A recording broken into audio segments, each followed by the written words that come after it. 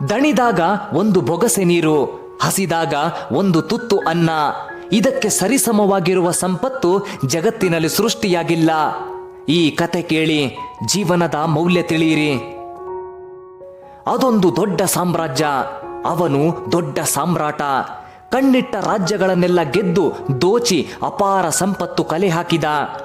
ಅರಮನೆಯ ಖಜಾನೆಯು ತುಂಬಿತು. ಇನ್ನು ಹೆಚ್ಚಿನ ಅತ್ಯಂತ ಬೆಲೆ ಬಾಳುವ ಸಂಪತ್ತನ್ನು ಕಾಡಿನ ಮಧ್ಯದಲ್ಲಿ ಒಂದು ಗುಹೆಯಲ್ಲಿ ಖಜಾನೆ ತಯಾರಿಸಿ ಅಡಗಿಸಿಟ್ಟಿದ್ದ. ಅದು ದಟ್ಟ ಅರಣ್ಯದ ಮಧ್ಯೆ ಇದ್ದ ಜಾಗ. ಸಾಮಾನ್ಯವಾಗಿ ಯಾರೂ ಅಲ್ಲಿಗೆ ಹೋಗುತ್ತಿರಲಿಲ್ಲ. ಆದರೆ ಪ್ರತಿ ಸೋಮವಾರ ಆ ರಾಜ ಅಲ್ಲಿಗೆ ಹೋಗಿ ಅತ್ಯಂತ ಬೆಲೆ ಬಾಳುವ ಆ ವಜ್ರ ವೈಢೂರ್ಯಗಳನ್ನು, ಸಂಪತ್ತನ್ನು ಕೈಯಿಂದ ಮುಟ್ಟಿ ಸಂತೃಪ್ತಿ ಪಡುತ್ತಿದ್ದ.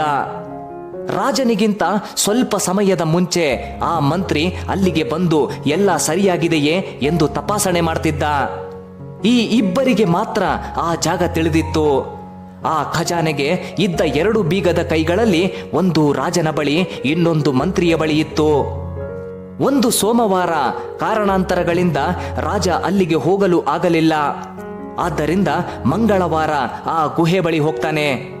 ಅಲ್ಲಿದ್ದ ವಜ್ರ ಮುತ್ತು ರತ್ನಗಳನ್ನು ನೋಡಿ ಸಂತೋಷ ಪಡ್ತಿದ್ದ.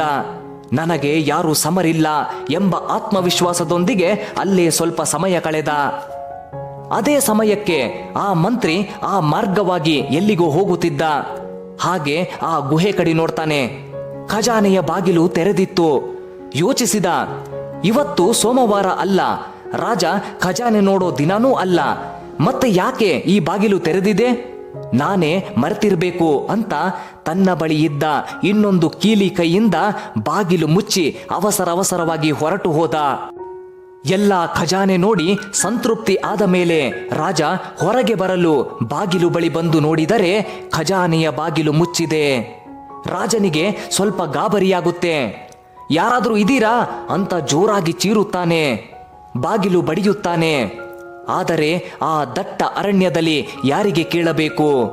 ತುಂಬಾ ಹೊತ್ತು ಚೀರಿದ ನಂತರ ಅವನ ಗಂಟಲು ಒಣಗುತ್ತೆ. ನಿಶಕ್ತನಾಗ್ತಾನೆ. ಆದರೆ ಅಲ್ಲಿ ನೀರಿಲ್ಲ. ತುಂಬಾ ಅಳ್ತಾನೆ. ಅಸಹಾಯಕತೆ ಏನು ಎನ್ನುವುದು ಈಗ ಅರಿವಾಗಿದೆ. ಯಾರೂ ಇಲ್ಲ, ಅಲ್ಲಿ ನೀರಿಲ್ಲ. ಕೆಳಗೆ ಬೀಳ್ತಾನೆ. ಹಾಗೆ ಸರಿಯುತ್ತಾ ಹೋಗಿ ಅತ್ಯಂತ ಬೆಲೆ ಬಾಳುವ ವಜ್ರಕ್ಕೆ ಹೇಳ್ತಾನೆ, ಹೇ ಜಗತ್ತಿನ ಅತ್ಯಂತ ಅಮೂಲ್ಯ ರತ್ನವೇ, ಒಂದು ತೊಟ್ಟು ನೀರು ಕೊಡು. ಹೇ ಬಂಗಾರದ ಧನಕನ ಪೆಟ್ಟಿಗೆಯೇ, ನನಗೆ ಒಂದು ತುತ್ತು ಅನ್ನ ಕೊಡು. ಆ ವಜ್ರ, ಬಂಗಾರ, ಮುತ್ತು ರತ್ನಗಳು ಕೇಕೆ ಹಾಕಿ ನಗುತ್ತಿವೆ. ನಮಗಾಗಿ ನೀನು ದೊಡ್ಡ ದೊಡ್ಡ ಯುದ್ಧ ಮಾಡಿದೆ.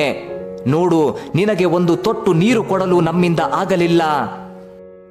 ಆ ರಾಜನಿಗೆ ಪ್ರಜ್ಞೆ ತಪ್ಪಿತು. ಕೆಲವು ಗಂಟೆಗಳ ನಂತರ ಅವನಿಗೆ ಪ್ರಜ್ಞೆ ಬಂತು. ಎದ್ದು ಆ ಮುತ್ತು ವಜ್ರ ವೈಢೂರ್ಯಗಳನ್ನು ಎಲ್ಲವುಗಳನ್ನು ಕೆಳಗೆ ಸುರಿದ. ಹಾಸಿಗೆ ಮಾಡಿಕೊಂಡ. ತಾನು ಇನ್ನು ಬದುಕಲಾರೆನು ಎಂದು ಅವನಿಗೆ ಅರಿವಿಗೆ ಬಂತು. ಅವನು ಈ ಪ್ರಪಂಚಕ್ಕೆ ಒಂದು ಸಂದೇಶ ಕೊಡಬೇಕಿತ್ತು. ಆದರೆ ಅಲ್ಲಿ ಬರೆಯಲು ಏನೂ ಇರಲಿಲ್ಲ.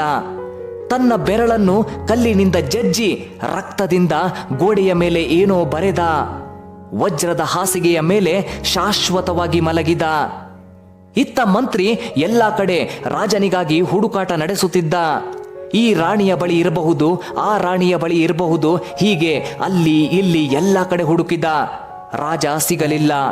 ಕೊನೆಗೆ ಆ ಮಂತ್ರಿಗೆ ಅನಿಸಿತು, ಅಪ್ಪಿತಪ್ಪಿ ರಾಜ ಖಜಾನೆ ಬಳಿ ಹೋಗಿರಬಹುದೇ ಅಂತ ಹೋಗಿ ನೋಡಿದ. ರಾಜ ಅಲ್ಲಿ ವಜ್ರದ ಹಾಸಿಗೆಯ ಮೇಲೆ ಮಲಗಿದ.